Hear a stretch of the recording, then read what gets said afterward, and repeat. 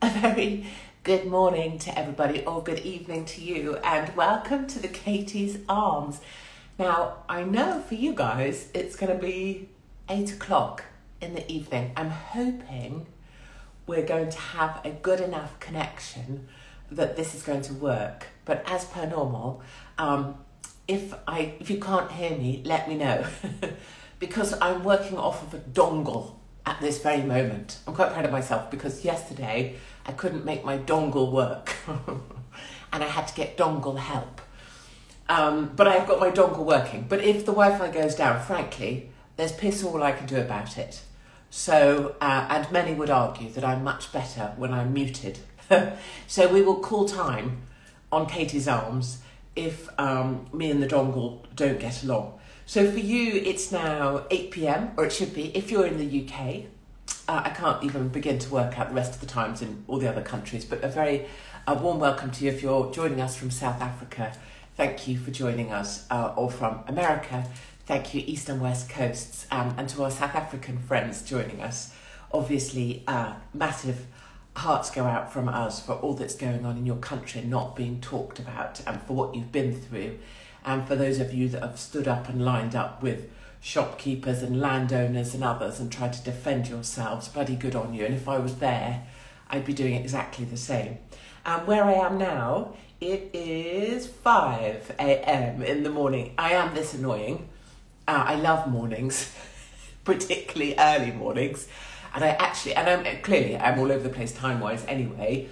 But I woke up at 3. It was like, right, let's do this. Then I was like, 3 a.m. I have no one to play with. So I had to wait until 5 a.m. to speak to you guys. And I'm speaking to you from quarantine. I will get to your, there you go, kiss blowing. I will get to your questions, I promise. So I'm in quarantine in Sydney. And the main question people are asking, I think, is how the pissing hell did you get to Sydney? And there's a few things I really want to be very, very, very clear about on this. Number one, I can't really help you because how I got here is related to the stuff I've got in my passport. And that comes from being a gobby-mouthed old cow for 20 years worth and being, you know, the Mail Online journalist and whatever. So that's part of the reason I managed to get here. The other reason is that at the same time as I went to America, Brits weren't allowed to America. When I went to Germany, British people weren't allowed to Germany. But, you know, I honestly say bollocks to the rules, but I don't have a method of sharing that for anybody else. And I don't mean that in a selfish way. I'm not like Farage. I haven't jumped on like a private plane or anything. I schlep the same way as anybody else, although clearly this place is lovely. I just don't have a route that anybody else can follow. What I specifically want to say about that is, I think this is bullshit. I think it's bullshit that I can be here and you can't. I think it's bullshit that families who need to visit relatives here, whether they're dying or not, frankly, people always say, I've got a dying relative and my heart goes out. But actually, maybe you've got a little baby you haven't visited. I know of a mother who hasn't been able to get back with her own baby. So it's bullshit that I'm here and you can't. And I've always called that, right? Since the start of this, 20 months ago, 24 months ago, whatever I was being called back then for saying it, lockdown is and remains the greatest hoax in human history. And the fact that I'm here is like, I'm no VIP, obviously, but those VIPs that did the Euros and shit like that, this is the same thing. They've made it okay for, I mean, I'm not within that group. I haven't been helped. I just freaking blast my way. But those VIPs at the Euros, it's all the same shit. And I'm hoping to be part of calling it out whilst I'm here. And I'm taking the punishment. I have 14 days locked in this room. Now, clearly, it's very lovely. Look, I've got a window. I've got oranges in a bowl, my darlings. Look, would you look at those? I hate those bloody oranges. Oranges like that are really bloody a pain in the arse, aren't they? No one ever... When was the last time you ever looked at an orange and thought, I'd love to peel that? No one wants to peel an orange. It's just like... But anyway, clearly, this place is lovely. And where we put, and I was just with those people as well at Heathrow, where we put people in quarantine in the UK at Heathrow is despicable. So I was with them on the fencing, being blasted by security for talking to them. They get put in the shitty First Western, Best Western, what's it called? Great Western? I don't even know. Places like we might stay for a night when we've got a flight, I get it, but they're doing 14 nights with just a bed. I can walk around here and I can see out. Sydney right now is locked down to death. So yesterday I was out there on the window trying to flash my tits at the office workers opposite, but there's no office workers to even flash them at. Not that they would give a shit about my tits. If they were in their offices, they'd be like, who's that wrinkly old cow with the tiny tits? But I was still out there trying to flash my tits, and there's no one in the offices for me to flash them at. I was brought to the door here. I don't have a door key here. I'm not allowed out. I was brought to the door here by a member of the army serving and a serving member of the navy, which was terribly exciting. And I did try to get them to come into my apartment, but they wouldn't. I think they were scared. I don't have a key. I'm not allowed out. I've been told that when they bring 3 meals a day to the door, right? When they bring them, they knock, and I've been told, flash them now. No, you'd be so disappointed. Honestly, they're just like two little things. Because like when you're little, right, your boobs are like, woo, plump, and they sit up. But when you've had children and everything, you know this. They just turn into like flaps. And I do think, if I decide to get false boobs ever, I don't know that I would, but they'd be so, I think I could put them in.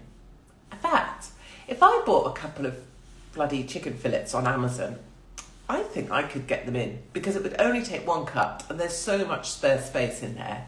I reckon I could do it myself. But I don't think that's something that they advise, is it? Doing your own breast implants. And also, my mother, my lovely mother. Mother, if you're watching this, for God's sake, go and watch Monty Don. We've discussed this in some detail. My darling mother had breast cancer when she was jolly young, 30-something. And it does rather run in our family. So that's another reason why, if they're this size, I can check them. And for anybody who doesn't know how to check their boobs, for God's sake, work it out. You get the soap, you rub around in a dramatic fashion, and you try and find lumps. And even if you don't find one, you might just have a nice time rubbing your own boobs. Do it in front of other people. That's my advice. Anyway, I'll stop doing that now. So I'm not allowed out of that door when they drop... Goddamn woman, make a point, you're waffling. This is what I do. I waffle on. How do people still come to the Katie's Arms and moan about me waffling on? What? How? We waffle, we do it every week, my darlings. We do it every week. Every week, yes, you're right, darling. Every week, I tell my mother to get off. Every week I waffle on. And every week some tosser here who probably smells their own foreskin for, you know, their sort of time, they pass time by smelling their own foreskin, comes on here and tells me I waffle on. Offity fuck, darling. We don't need you here. We don't want you here. My Instagram was never about followers or listeners. Just piss off. We don't need your sort. We have people here who sit and laugh at me. That's it. That's all we're trying to be.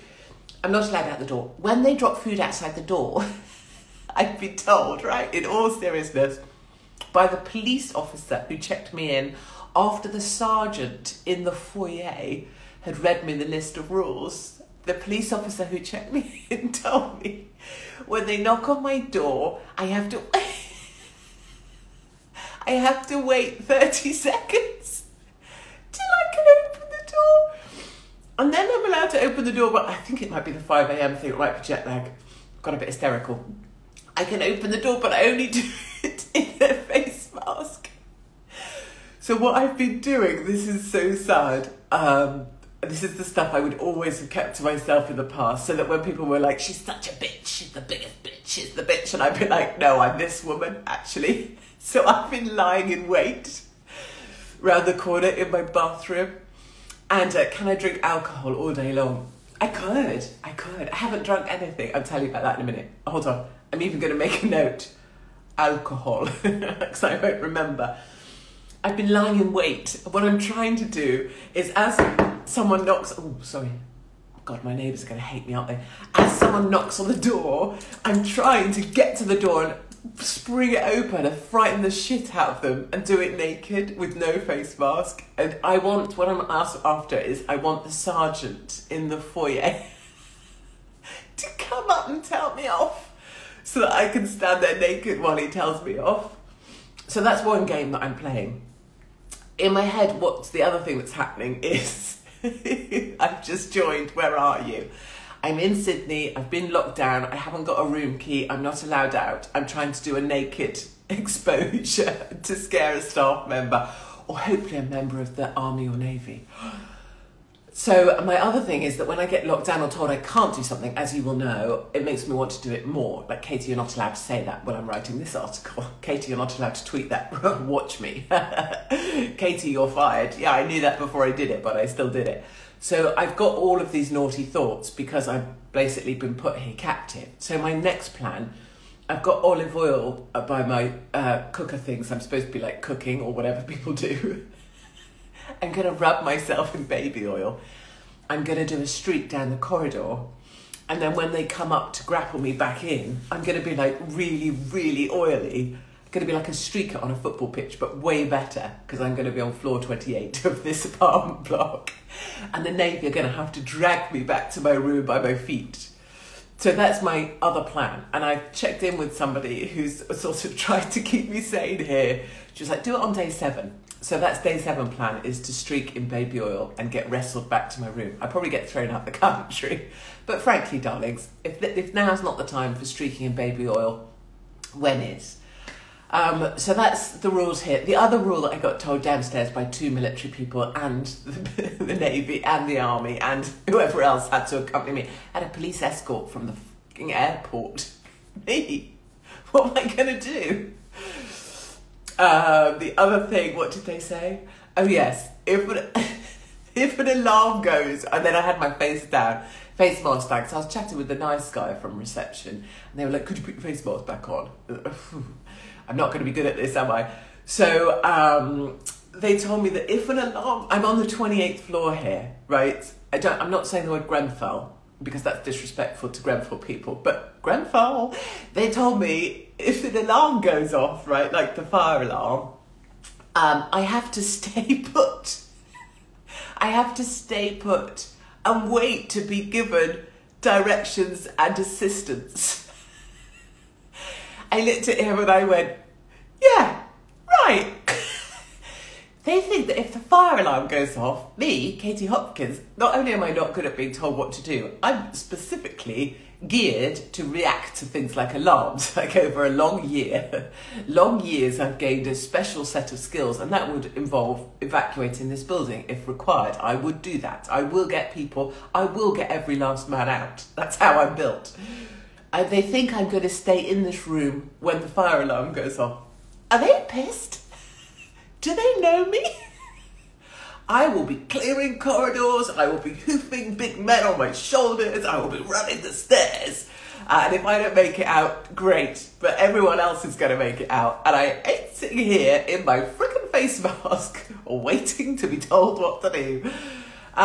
So that's the kind of bullshit inside this room that I don't have a key for, that I'm captive in for 14 nights. And then they want to come and test me. I think yesterday they told me, today they're coming for a test. So I'm going to have funsies with the testers as well. I'm going to say the word vagina a lot. When they come up with a smear, I'm going to take off all my bottom half and cock one leg up on a table and offer them my vagina. Ask if they want to do a smear test of that as well. I mean, it's unfortunate. I feel sorry for the staff who are actually policing this, because I know, you know, many of these people, I mean, talk to the lads in the lift. I was like, what a load of shit this is. And they were like, yeah, you must be bored out your shitting trees. Yeah, I bet you didn't sign up to serve your country to end up fucking escorting some old bin from England up an elevator to her apartment. That is not why you signed up to be a member of the army. And they're like, yeah. So I totally get it, and I respect everybody who's having to do this shit. But I'm still going to have fun with this while I'm here. So the idea is you don't go mental while you're here. They do me this thing, oh, we have an entire team 24/7, there's a mental health, there's a this. Fuck that! If I was going to lose my shit, I'd just find a way to throw myself down the stairwell. I'm not going to talk to someone about my problems. There's one rule in life, it's don't talk. I mean, talk to me, obviously, always. Never tell, HR or a mental health person that you've got issues, particularly not if you're trying to get into a country, because they're just going to throw you the fuck out, aren't they? Right. What did I meant to talk about? Let me tell you about, look, it's 20 past. Film it all. Yeah, I should. I must film. I'm going to film the oily grappling stunt. In fact, there's freaking CCTV. I've already been told off for, what did I do? I put my bins out naked. And that's not allowed. Oh my God, they're just frightened. They're so, I think because they've been put behind all of this plastic stuff for so long, they're frightened of nakedness. So they're frightened of faces, but they're really frightened of nudity. I don't think any of them have seen a naked woman for a very long time. And I don't mean that against the military boys, because they could have anybody they wanted. I just mean I don't think they've seen nakedness. And I'm overly naked. And I know what's happening. I know this me. This me is, I get naughtier. It's like a seesaw. Give me more rules here, I get naughtier. Squash me, I get louder. It's always been the same, right? Right, let me tell you quickly about Sydney and what's going on here, in case you've got relatives here, and Melbourne. I'm going to be everywhere I can be. But you'll know if you're here or if you're in the UK, you should know they've locked this place down like a bastard. Bastard! Oh my God, hold on, can I do it? They've locked this place. I'm trying to do an impression of, so the what's she called? The Premier of New South Wales is called Gladys Berejiklian. What a lovely Australian name. Right, sound like the pub landlord. So Gladys Berejiklian has locked this place down, and you're only allowed to do essential shit, and you're not allowed out for the next 72 hours. You have to stay home. You're not allowed to get this. This is great, this rule. You're not allowed to browse at the supermarket.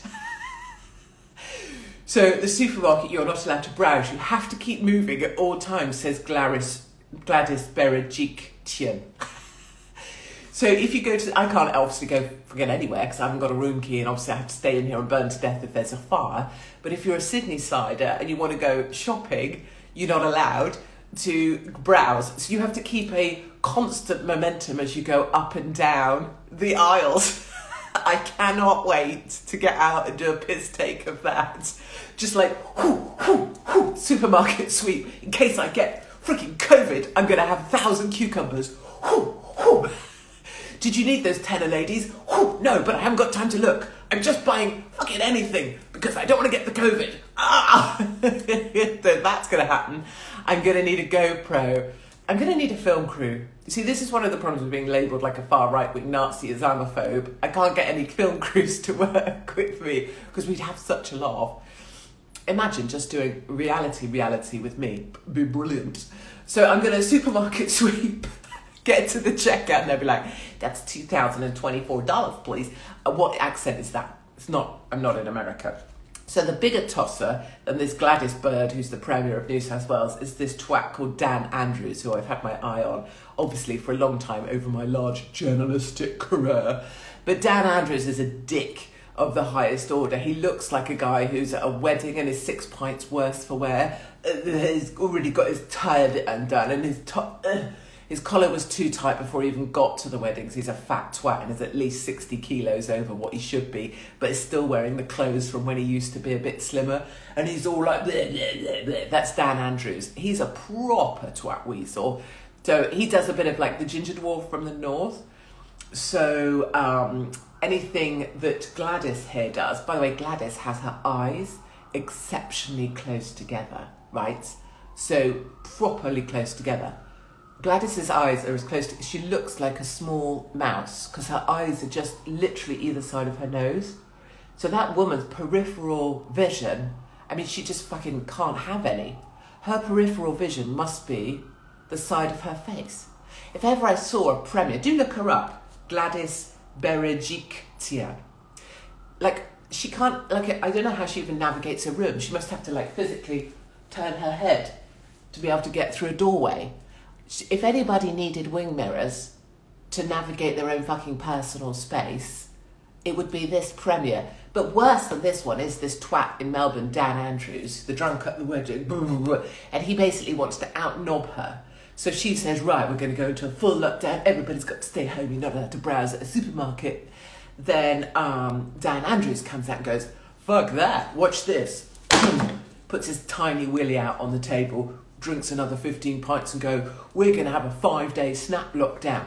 And you're not going to go anywhere. And you're not even going to be able to like go more than 5 kilometres from your home address. And you're not allowed to go out to even take a piss. In fact, if you want to have a shit, you're going to have to put your hand up and ask me. Okay, my Australian accent needs working on. But he's a dickhead. Okay, people are laughing, so that's good. Always remember that you're laughing at me. Always remember that if we laugh together, we're winning. And always remember the reason we're doing this was Katie's Arms was about being a pub where we would be together as if we were on a night out. I can tell you, a night out with me, fucking hilarious. So that's Dan Andrews. So more on the key figures to watch out for here in the UK. Here in Sydney, when I have them, I'll let you know when I'm getting out of quarantine, and I will let you know how my little stunt goes with the olive oil and the military men. I don't think it's going to go well for me. Hey, the next Katie's Arms will be like, here I am back in the UK. I was deported for putting baby oil on my nipples and making a run for it down the corridor of my isolation suite. It's not a suite. Although it's very nice and I do have oranges. Fucking hate oranges. Oranges. I could do that thing I'm doing where I hide behind the door, wait for the knock, and then just pelt them with oranges. What if it's a lady? A couple of things I wanted to say about back in the UK. I never forget people. Oh, yeah, and then I will promise to, yes, thank you. How am I finding isolation? Listen, you know, I've done a lot of isolation in different ways. So I did 15 days in Barbados alone. I know you're going to say, what the big fucking deal? But Barbados alone, when there's no tourists on the island, and I'm the only white woman on the island.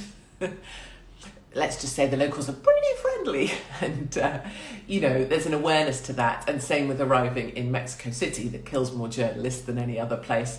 15 days there, you know, when I'm arriving, I'm like, come on then. And I'm ready for it. Here, obviously, I've been protected. So it's very relaxing in the sense that I don't really have any responsibility. And then I'm just going to try and have discipline. As for the alcohol, I'm going to try and do it. I'm trying to do this alcohol thing where I'm like, right, that's it. 14 days, I'm not going to drink. I've lasted 1 day, but there's a massive bottle of Merlot I've got in the cupboard up there. I think that'll be shit by tonight. And also, I don't like anybody who does any of that. Right, I'm doing dry January. I'm doing freaking this. I'm giving up shit for Lent. I'm dry. Fuck off. January is the most miserable month in the UK ever. Like, so why would you do it dry? The people I know that do dry January, you're very old. Fuck you, Mike. You should see my ass, because my ass is older and my ass is still better looking than your face. Do fuck off. Dry January, people that do dry January, they always is it Barefoot Merlot? Darling, I love you for saying that. No, I don't think it will be. Dry January, they have to tell you, don't they? Oh, I'm doing dry January. Do it in a really loud voice. I'm doing dry January. Oh, are you? Offerty Pierce, you boring old trout. Go and hang out with your, what's that bloody awful thing? NCT mums. Oh, I'm so special. My vagina's so special. I can't possibly go to the NHS. I'm going to have my own private baby group that I hang around with for the rest of my life. We're going to mostly wear stripes. What's that frickin' shop called? Not J. Crew. What's it called? That shop where they just sell stripes. Someone will help me. I don't know. Anyway, NCT mums, you'll always know.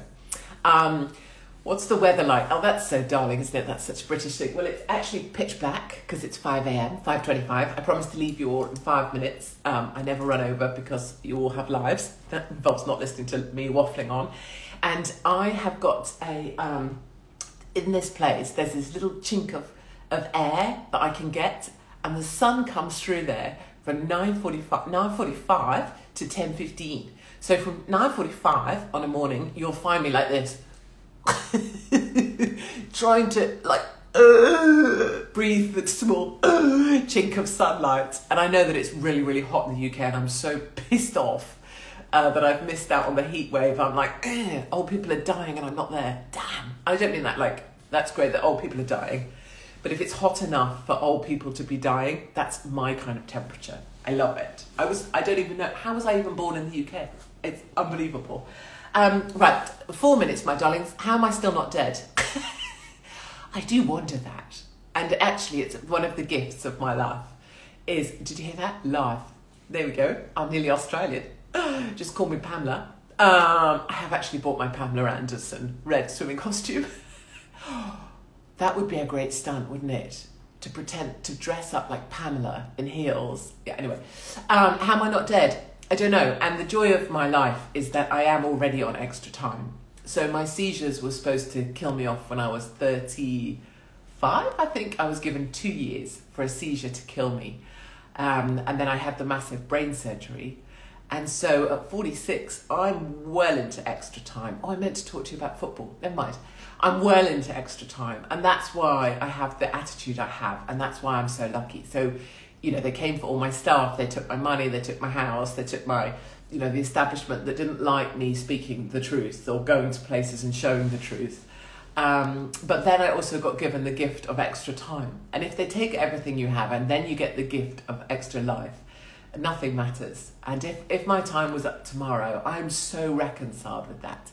And I'm also very reconciled. I've touched the edge of death and it wasn't scary. It was very, very calm. So if anybody out there is terminally ill, in fact, it's a chapter I've written in my next book, is about touching death and it being absolutely fine. And in many ways, very relaxing. Probably more relaxing than being in a quarantine room, to be honest. Because when you're on your last bit, you don't worry about anything. So yes, your flippant comment, how am I not dead yet? There's actually a massive story behind that, and it's a glorious one.